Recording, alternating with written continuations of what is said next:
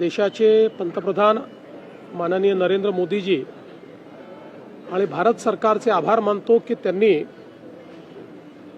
युद्धामुळे जे काही तेलाचे भाव वाढले आहेत त्याचा इम्पॅक्ट हा सामान्य ग्राहकावर येऊ नये म्हणून प्रति लिटर पेट्रोल डिझेलवरची एक्साइज ड्यूटी ही 10 रुपयांनी कमी केली आहे। त्यामुळे कच्च्या तेलाच्या वाढलेल्या भावाचा इम्पॅक्ट हा आता ऑइल कंपनी सहन करणार आहेत आणि भारत सरकार सहन करणार आहे। त्यामुळे सामान्य ग्राहकाला अधिकच्या दरात पेट्रोल डिझेल घ्यावं लागणार नाही। मी याबद्दल भारत सरकारचे आणि प्रधानमंत्री मोदी यांचे आभार मानतो। विशेषतः ज्यावेळी आपल्या आजूबाजूच्या देशांमध्ये जवळपास शटडाऊनची स्थिती आलेली आहे, पाकिस्तान असेल, श्रीलंका असेल, बांगलादेश असेल, या लोकांनी गॅस आणि पेट्रोलच्या कमतरतेमुळे जवळपास ऑफिसेस बंद केलेले आहेत, इन्स्टिट्यूट्स बंद केलेले आहेत।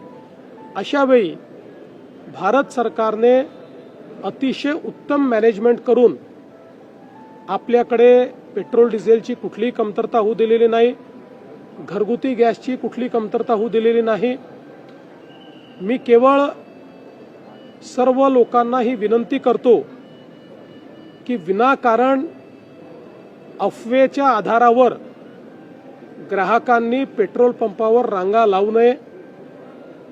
आपल्याकडे 1 महिन्याचा पेट्रोल डिझेलचा पूर्ण स्टॉक या ठिकाणी आहे, पण विनाकारण जर पेट्रोल जास्तीचं भरून घेतलं, रांगा लावल्या, तर त्यातनं सप्लाय आणि डिमांडवर ताण निर्माण होतो आणि कृत्रिम टंचाई निर्माण होते। त्यामुळे अशा प्रकारची कृत्रिम टंचाई निर्माण होऊ नये या दृष्टीनं आपण नेहमी ज्या प्रकारे पेट्रोल डिझेल भरतो तसंच पेट्रोल डिझेल हे ग्राहकांनी भरावं।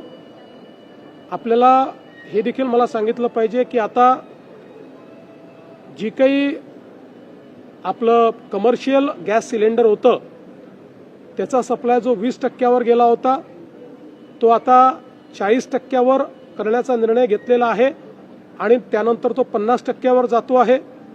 त्याच्यामुळे त्यामध्येही आता मला असं वाटतं की मोठ्या प्रमाणात रिलीफ हा प्राप्त होणार आहे आणि ज्या प्रकारे भारताची डिप्लोमसी चाललेली आहे आणि माननीय प्रधानमंत्री मोदींचं इंटरव्हेन्शन चाललं आहे, त्या दृष्टीनं मला असं वाटतं की पुढच्या काळात तोही सुरळीत होईल अशी अपेक्षा आपण धरूया।